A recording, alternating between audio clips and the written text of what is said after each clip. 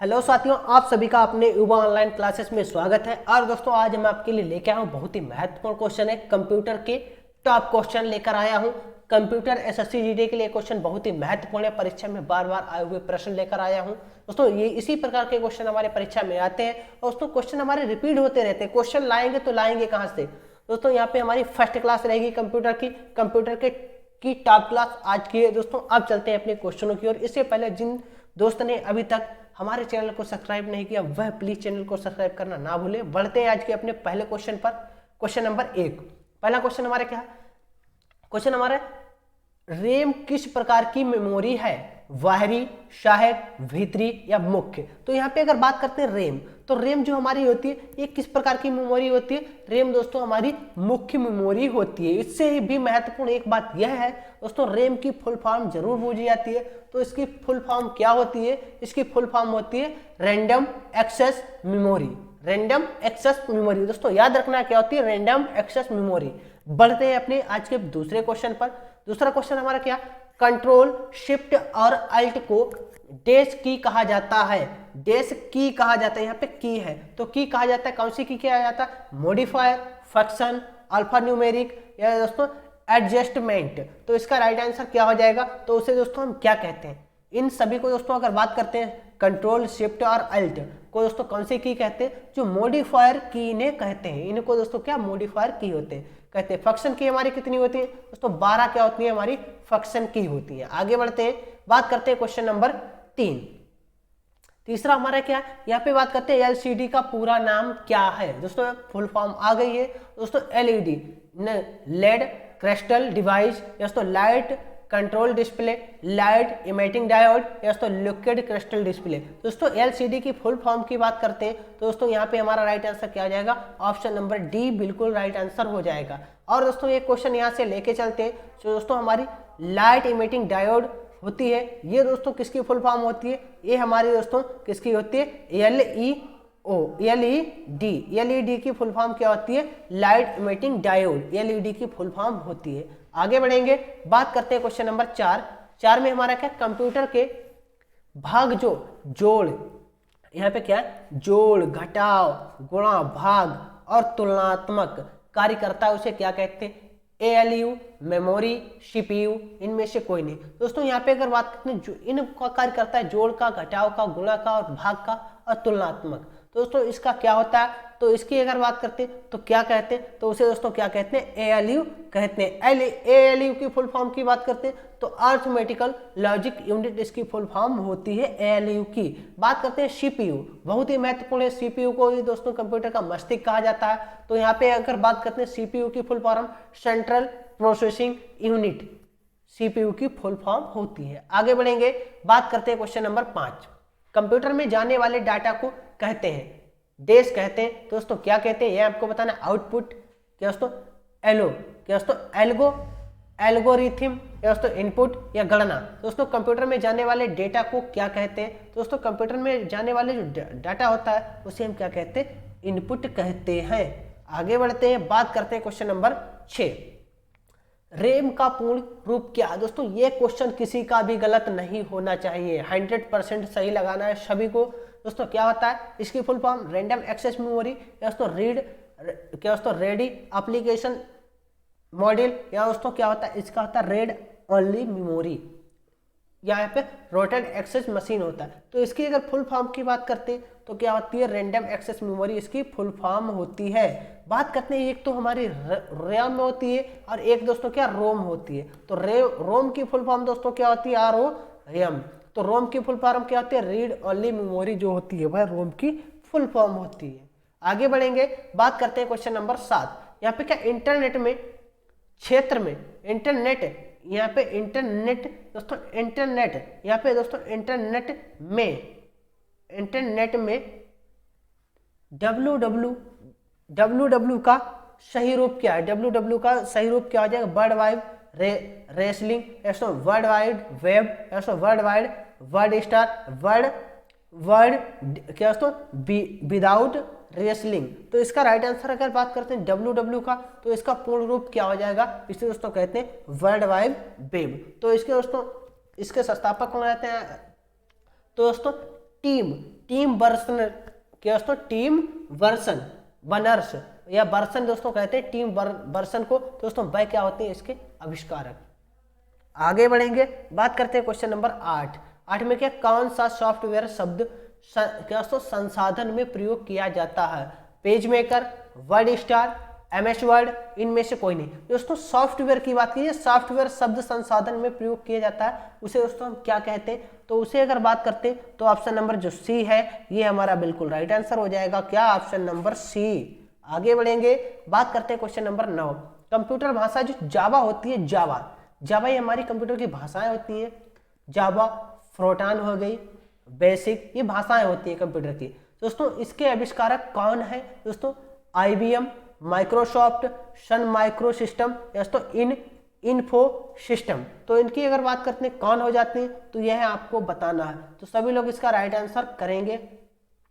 यहाँ पे अगर बात करते हैं तो जावा का अगर आविष्कार की बात करते हैं कब किया गया था दोस्तों, 1995 में। तो ऑप्शन नंबर सी जो है ये इनके आविष्कारक हो जाते हैं। इतनी बात क्लियर। कंप्यूटर में दोस्तों जनरेशन की बात करते हैं तो 5th जनरेशन आ चुकी है, तो ऑप्शन नंबर सी यहाँ पे बिल्कुल राइट आंसर हो जाएगा। आगे बढ़ेंगे, क्वेश्चन नंबर 10 की बात करते हैं, बेसिक भाषा का प्रयोग निम्न में से किस कार्य के लिए किया जाता है। यहाँ पे दोस्तों क्या, बेसिक, तो दोस्तों इसका कार्य किस लिए किया जाता होगा यह आपको बताना है। वाणिज्यिक कार्यों के लिए, वैज्ञानिक गणना के लिए, दोस्तों बच्चों को सिखाने हेतु, या दोस्तों प्रारंभ में सरल भाषा को सिखाने। दोस्तों बेसिक, तो बेसिक से दोस्तों अंदाज लगा सकते हैं, तो क्या हो जाएगा, प्रारंभ में सरल भाषा को सिखाने हेतु इसका प्रयोग किया जाता है। ऑप्शन नंबर डी बिल्कुल राइट आंसर। आगे बढ़ेंगे, बात करते हैं क्वेश्चन नंबर 11। यहाँ पे क्या, कोबाल भाषा किसके लिए उपयोगी है, व्यवसायिक कार्य, ग्राफिक कार्य, वैज्ञानिक कार्य, इनमें से कोई नहीं। दोस्तों इसकी अगर बात करते हैं, ये जो भाषा होती है किसके लिए उपयोगी होती है, यह आपको बताना। तो यह भाषा जो हमारी होती है यह व्यवसायिक कार्यों के लिए बहुत ही महत्वपूर्ण होती है। आगे बढ़ते हैं, बात करते हैं क्वेश्चन नंबर 12। निम्नलिखित में से कौन सी वैज्ञानिक कंप्यूटर भाषा है। दोस्तों यहाँ पे पूछी जा रही है वैज्ञानिक, कौन सी वैज्ञानिक कंप्यूटर भाषा है, बेसिक, कोबोल, फोर्ट्रान या दोस्तों पास्कल। तो यहाँ पे अगर बात करते हैं वैज्ञानिक कंप्यूटर भाषा की बात करते हैं तो भाई हमारी ऑप्शन नंबर सी फोर्ट्रान हो जाती है। जो भी ऑप्शन नंबर सी कर रहे हैं बिल्कुल राइट। आगे बढ़ते हैं, बात करेंगे क्वेश्चन नंबर 13।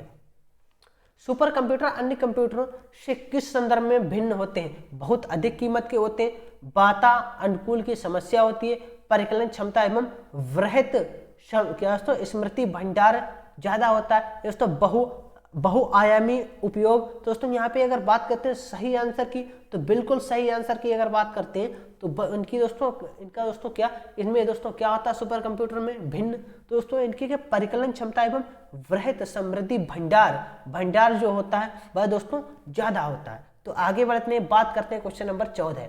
सर्वाधिक तेज गति का प्रिंटर कौन सा है, laser printer, jet printer, thermal printer, यानी कि डेजी व्हील प्रिंटर। तो इसका राइट आंसर की बात करते हैं तो सर्वाधिक तेज गति का प्रिंटर की बात करते हैं तो वह दोस्तों कौन सा होता है, हमारा लेजर प्रिंटर होता है। ऑप्शन नंबर ए बिल्कुल राइट आंसर होता है। आगे बढ़ेंगे, बात करते हैं क्वेश्चन नंबर 15। किसी प्रोग्राम में वग क्या होता है, स्टेटमेंट, एरर, सिग्नेचर या दोस्तों नॉन ऑफ दीज। तो यहाँ पे अगर बात करते हैं तो हमारा राइट आंसर क्या हो जाए, जो किसी प्रोग्राम में बग होता है दोस्तों बग, इसको याद रखना है, तो उसे दोस्तों क्या कहते हैं, एरर कहते हैं। ऑप्शन नंबर बी बिल्कुल राइट आंसर। आगे बढ़ेंगे, क्वेश्चन नंबर 16।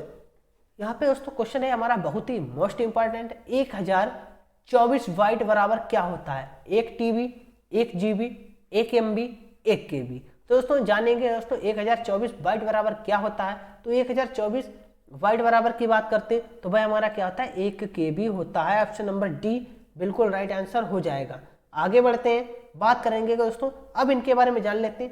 8 बिट, यहाँ पे दोस्तों क्या 8 बिट बराबर क्या होता है, 1 बाइट।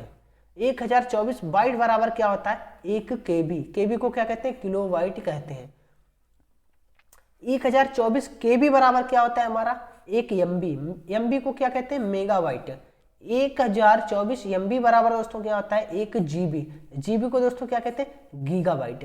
1024 GB के बराबर क्या होता है, 1 TB यानी कि टेराबाइट होता है। इस प्रकार याद रखना है। आगे बढ़ेंगे, बात करते हैं क्वेश्चन नंबर 17।